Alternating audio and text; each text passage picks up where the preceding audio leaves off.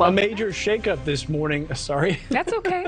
Welcome back. Welcome a major back. shakeup this morning at one of the world's largest media empires. Yes, Disney's CEO Bob Chapek is out after just 2 rocky years on the job. Now the former boss is returning to right the ship, and Nick is here with the story. Nick. You know, Bob Iger has been called the most powerful person in entertainment, and now he has quite a mess to clean up. After 15 years of running Disney, the board views him as a trusted brand staple, just like Mickey and those mouse ears.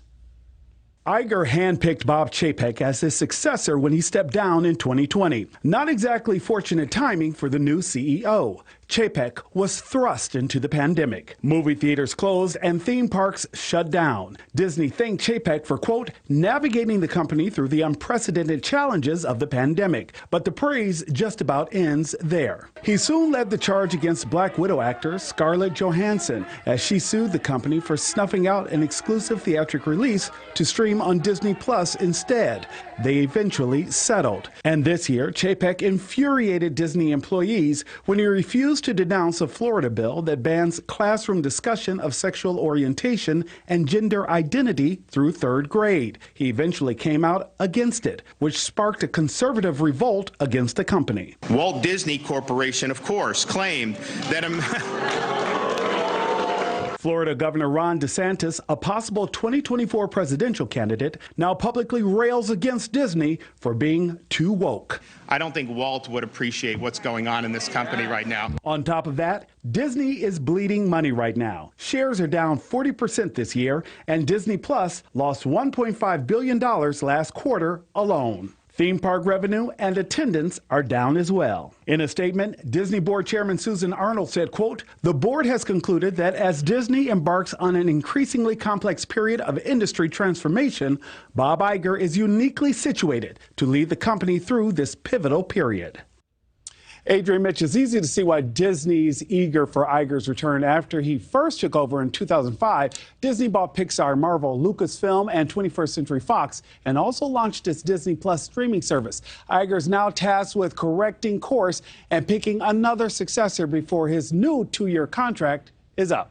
Adrienne, Mitch. All right, thank you very much. And we want to keep talking about this with business contributor Lydia Moynihan, who's live. What does this shakeup really mean for the Disney brand?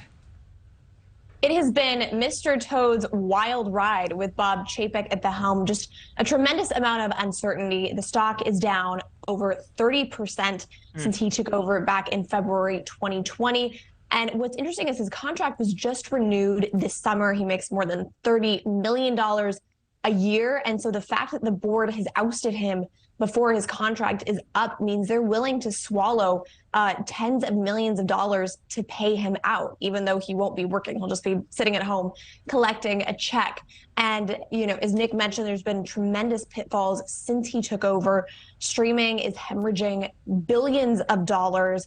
Their last quarter, which was reported just last week, that was a huge miss. And he just hasn't really demonstrated the gravitas or the ability to manage some of these tricky situations that Iger was able to do. There's been a lot of creatives leaving under his term. So the stock is up today. It's up about 7% on news that Iger is returning, but it's not going to be necessarily the perfect solution. Iger, since he's left about 2 years ago, has said publicly in various interviews that he's glad he's not at the helm. It's a really difficult time to be in entertainment. So it's certainly not a cure-all, but the board must have been extremely unhappy.